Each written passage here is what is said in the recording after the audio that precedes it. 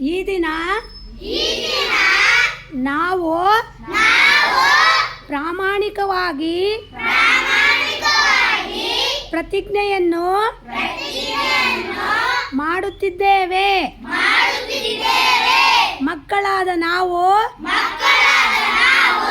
ಯಾವುದೇ ಕೆಟ್ಟ ಚಟಗಳಿರುವ ವ್ಯಕ್ತಿಗಳನ್ನು ಗುರುತಿಸಿ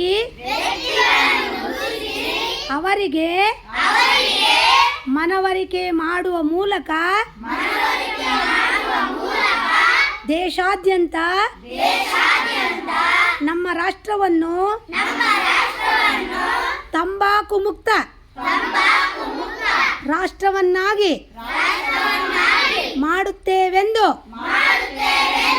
ಈ ದಿನ ಪ್ರತಿಜ್ಞೆ ಮಾಡುತ್ತೇವೆ.